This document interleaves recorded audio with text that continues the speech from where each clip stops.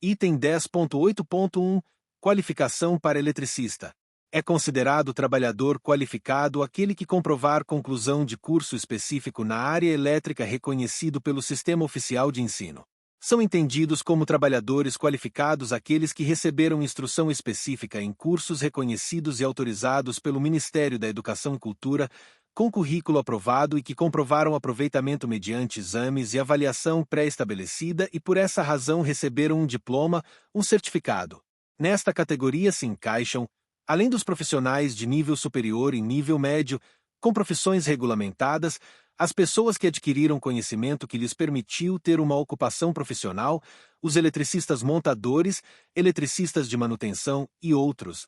10.8.2 É considerado profissional legalmente habilitado o trabalhador previamente qualificado e com registro no competente conselho de classe. Para que as pessoas qualificadas sejam consideradas profissionais habilitados, devem preencher as formalidades de registro nos respectivos conselhos regionais de fiscalização do exercício profissional. É o Conselho Profissional quem estabelece as atribuições e responsabilidades de cada qualificação em função dos cursos, cargas horárias e matérias ministradas. São os conselhos profissionais que habilitam os profissionais com nível médio e superior, técnicos, tecnólogos e engenheiros. A regularidade do registro junto ao conselho competente é que resulta na habilitação.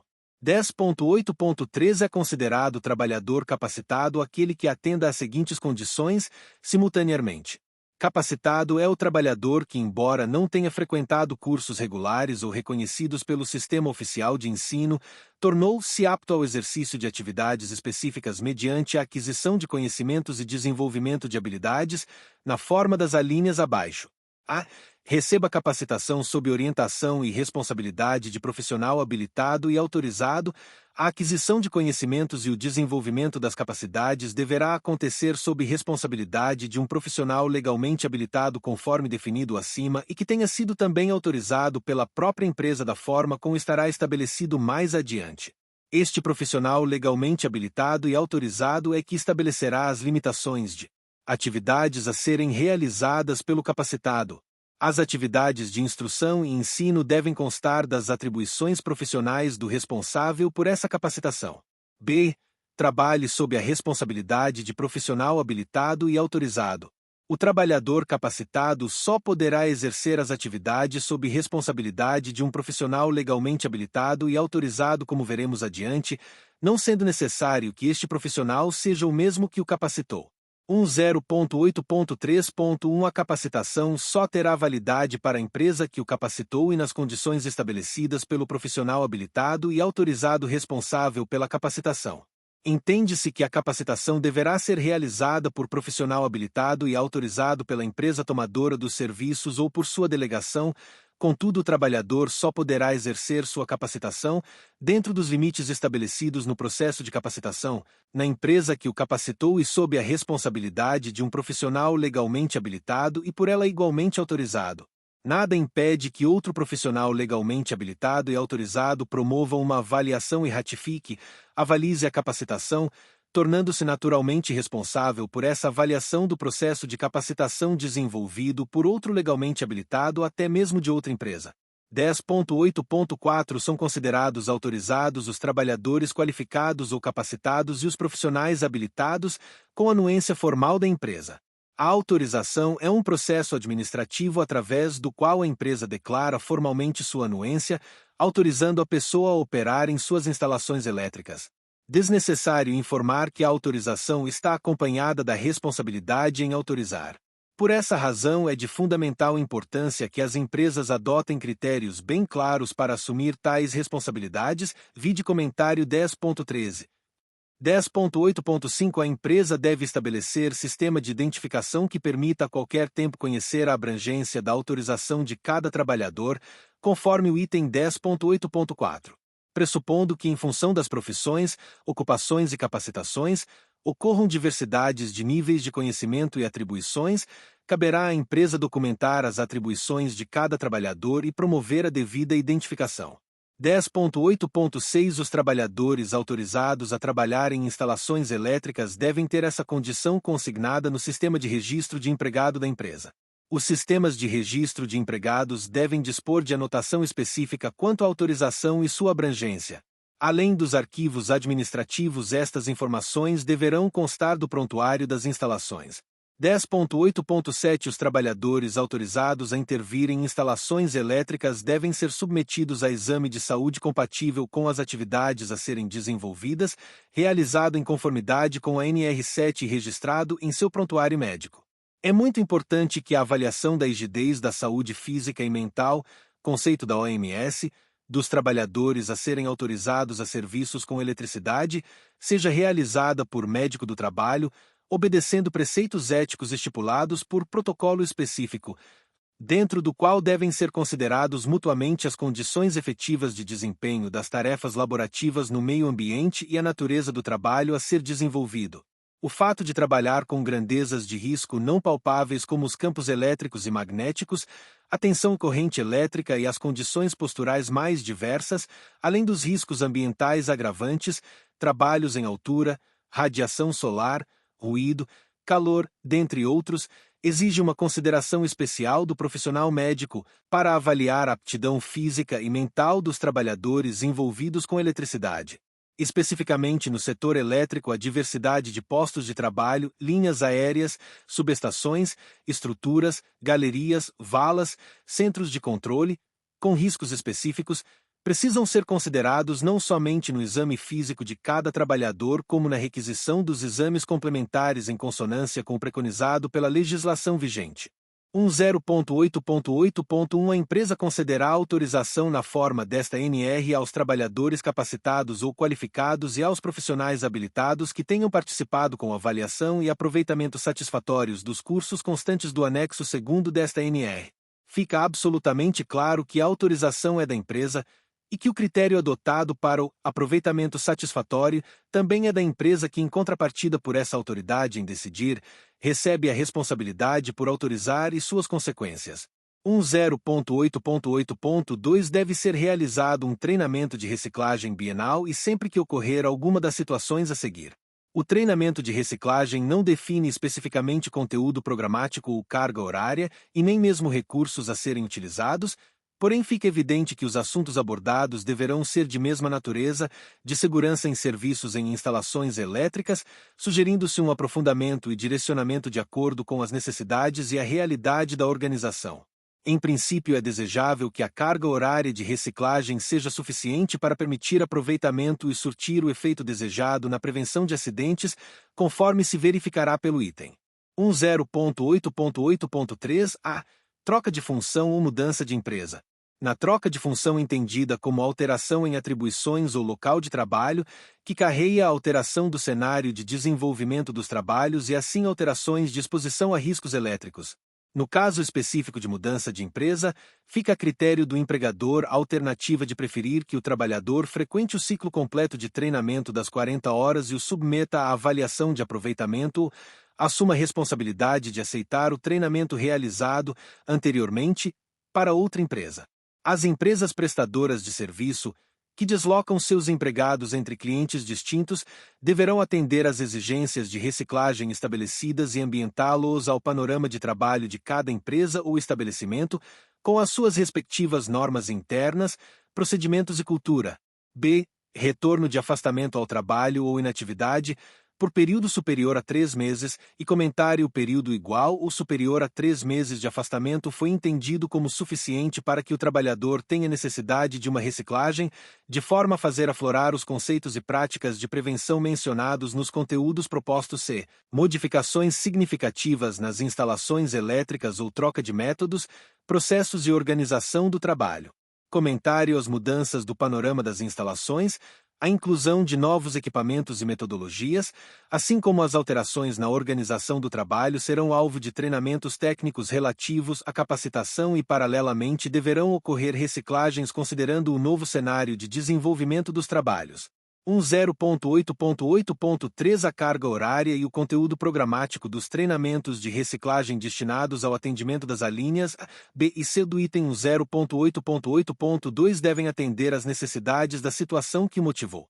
Transparece neste item o viés de gerenciamento e responsabilidade que norteia esta norma.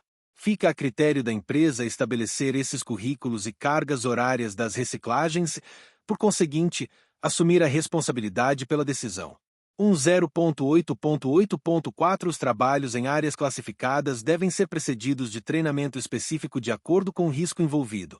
Nas áreas classificadas, áreas sujeitas à ocorrência de atmosferas explosivas, há restrições severas para o desenvolvimento de qualquer trabalho envolvendo eletricidade.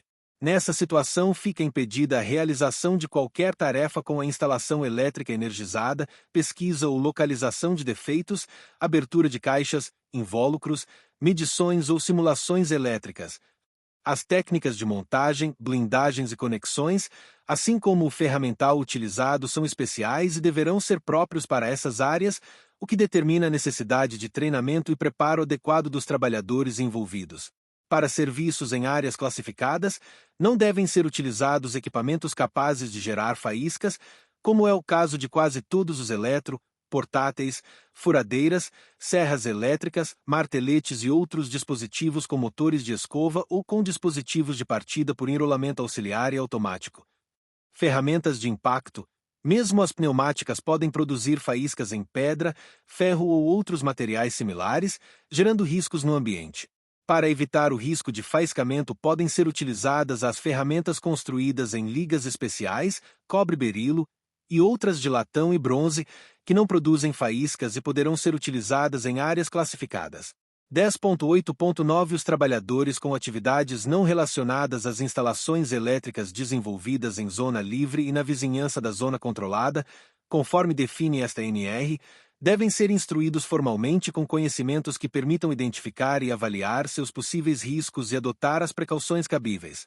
Este item trata diretamente dos casos em que se enquadram os trabalhadores em atividades diversas e que desenvolvam suas atividades nas regiões limítrofes da zona controlada, porém não tenham necessidade de invadi-la para realizar seu serviço. Embora não se envolvam propositadamente com os elementos das instalações elétricas, esses trabalhadores necessitam de informação para reconhecer os riscos da vizinhança, pela proximidade em que atuam da zona controlada, adotando as recomendações e procedimentos aplicáveis de acordo com instruções formais transmitidas pelo tomador de serviços. 10.9 Proteção contra incêndio e explosão. 10.9.1 As áreas onde houver instalações ou equipamentos elétricos devem ser dotadas de proteção contra incêndio e explosão, conforme dispõe a NR 23, Proteção contra incêndios.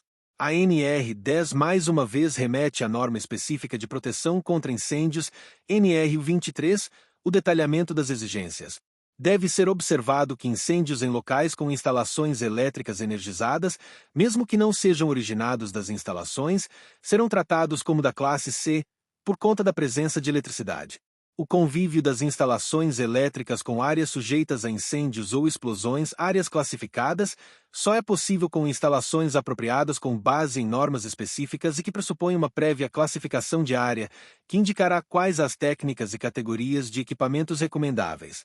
A classificação de área é um trabalho de equipe multiprofissional que deverá envolver principalmente a área técnica, considerando as matérias-primas, produtos finais, fases intermediárias e condições específicas das várias fases dos processos.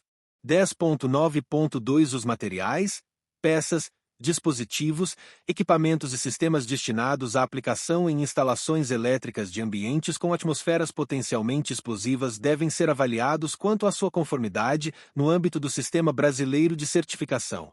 Determina que os materiais, equipamentos e dispositivos elétricos utilizados em áreas classificadas, vide glossário, têm obrigatoriedade de certificação, já exigida pela Portaria 176 de 17 de julho de 2000, do Sinmetro. Respeitando-se a regulamentação, os equipamentos e dispositivos elétricos destinados a áreas classificadas, adquiridos antes da data da publicação dessa portaria, estão isentos de certificação nos moldes regulamentados, contudo deverão comprovar que são seguros, mediante a apresentação de certificados estrangeiros, laudos IEE, declarações ou catálogos dos fabricantes ou declarações de profissionais legalmente habilitados, juntados ao prontuário mencionado no item 10.2.4 a linha F. Legislação específica e normas técnicas determinam as características e alternativas possíveis para as instalações de áreas classificadas. ABNTER 5418, NBR 8370, NBR 9518, NBR 5420, NBR 5363, NBR 9883, IEC 60079, IEC 6007914. Etc. 10.9.3 Os processos ou equipamentos susceptíveis de gerar ou acumular eletricidade estática devem dispor de proteção específica e dispositivos de descarga elétrica. Comentários: são vários os processos industriais que, pela movimentação de materiais, líquidos, granulados ou pulverizados ou ainda em processos de bobinamento e desbobinamento, desenvolvem o acúmulo indesejado de cargas elétricas. Outras vezes a criação de superfícies eletricamente carregadas é proposital e necessária como meio de se realizar uma etapa específica de um processo. Seja qual for a razão, devem ser adotadas medidas para dissipação segura das cargas elétricas acumuladas, mediante a equipotencialização controlada das superfícies, visando inibir a ocorrência de descarga sobre os trabalhadores e de arcos capazes de gerar incêndios ou explosões.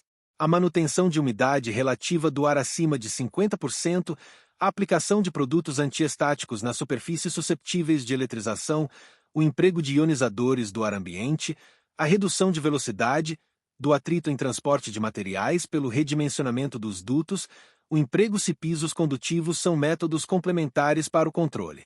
10.9.4 Nas instalações elétricas de áreas classificadas ou sujeitas a risco acentuado de incêndio ou explosões, devem ser adotados dispositivos de proteção, como alarme e seccionamento automático para prevenir sobretensões, sobrecorrentes, falhas de isolamento, aquecimentos ou outras condições anormais de operação. Dispositivos de proteção destinados ao alarme, seccionamento automático para prevenir sobretensões, sobrecorrentes, falhas de isolamento, aquecimentos ou outras condições anormais de operação, complementares às instalações especiais para esses ambientes com potencialidade de atmosferas explosivas, vide glossário, ou elevado risco de incêndio são obrigatórios nas instalação elétrica para prevenir ocorrências de incêndio ou explosões. As áreas classificadas assim como outras com elevado risco de incêndio não suportam a ocorrência de situações toleráveis em outras instalações elétricas e por isso necessitam de medidas adicionais de prevenção contra o sobreaquecimento de superfícies, o surgimento de arco elétrico devido à sobretensão, inerentes até mesmo à operação normal de dispositivos de manobra e de proteção. 10.9.5 Os serviços em instalações elétricas nas áreas classificadas somente poderão ser realizados mediante permissão para o trabalho com liberação formalizada, conforme estabelece o item 10.5 ou supressão do agente de risco que determina a classificação da área. A permissão para trabalho em área classificada, vide glossário, fica obrigatória e exige a liberação documentada e formalizada, mediante aplicação dos conceitos e princípios de desenergização, item 10.5. Alternativamente, a liberação para o trabalho nessas áreas poderá formalizada mediante a eliminação da substância inflamável ou explosiva que originou a classificação da área.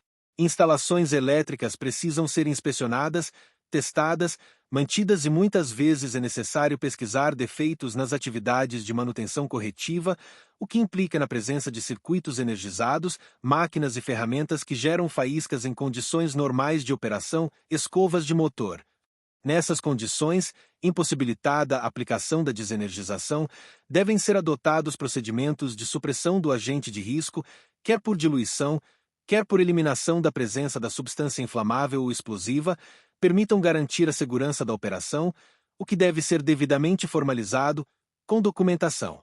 Lembramos que as atividades em áreas classificadas exigem treinamento específico e isso já foi comentado no item 0.8.8.4. 10.10 Sinalização de segurança. Item 10.10.1 Nas instalações e serviços em eletricidade deve ser adotada sinalização adequada de segurança, destinada à advertência e à identificação, obedecendo ao disposto na NR 26, sinalização de segurança, de forma a atender, dentre outras, às situações a seguir. A norma exige a adoção de sinalização adequada de segurança nos serviços e nas instalações elétricas. Foi ética ao remeter a responsabilidade de especificação quanto aos detalhamentos, simbologia, cores, qualidade, universalidade, de sinalização a NR.26, que trata especificamente de sinalização de segurança. Portanto, caberá ao Ministério do Trabalho e Emprego, Promover alterações na NR.26 para complementá-la com as especificações de caracteres, símbolos, conjunto de palavras, cores e demais detalhes aplicáveis ao risco elétrico.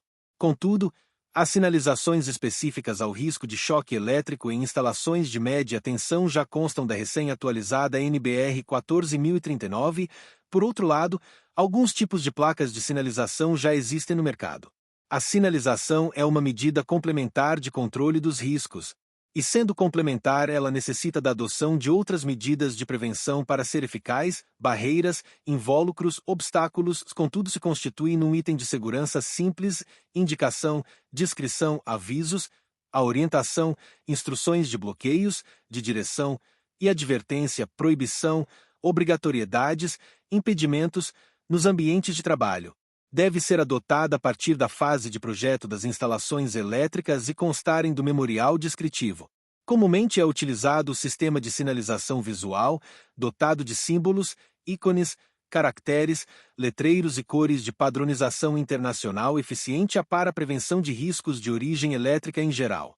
Essa medida de proteção promove a identificação nacional, aplicados em etiquetas, cartões, placas, avisos, cartazes, fitas de identificação, faixas, cavaletes, cones, etc., destinados a promover informação, instrução, avisos, alertas ou advertências de pessoas sobre os riscos ou condições de perigo existentes no ambiente, no equipamento, no dispositivo, proibições de ingresso ou acesso, impedimentos diversos, direções e cuidados ou ainda aplicados para a identificação de circuitos ou partes. É importante ressaltar que, apesar de não estar explícito na norma, os dizeres utilizados na sinalização são obrigatórios em língua portuguesa, salvo em condições onde, sob justificativa, seja necessário o uso de outro idioma.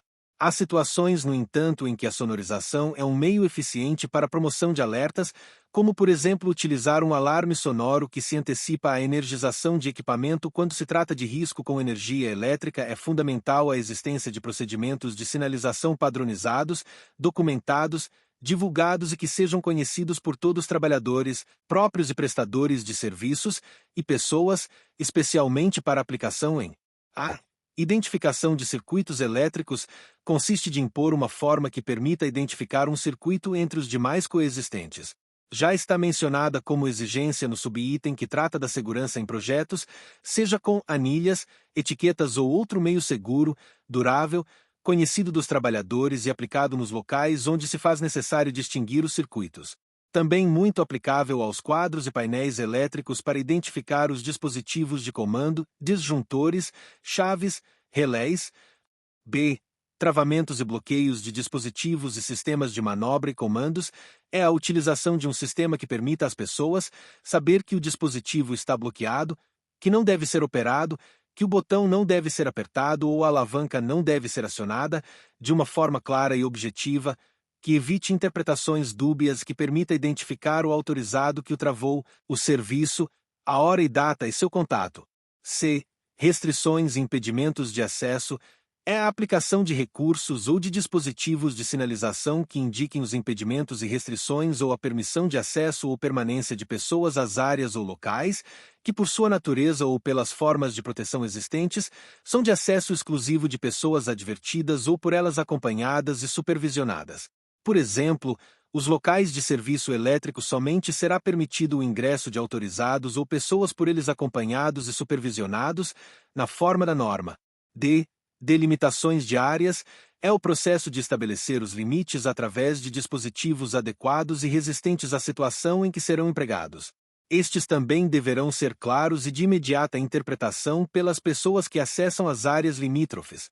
E sinalização de áreas de circulação, de vias públicas, de veículos e de movimentação de cargas, idem à situação anterior com a observação que devem atender também às exigências de sinalização de trânsito quanto a distâncias, dimensões e visibilidade para os condutores dos veículos, quer de transporte, quer de movimentação de cargas.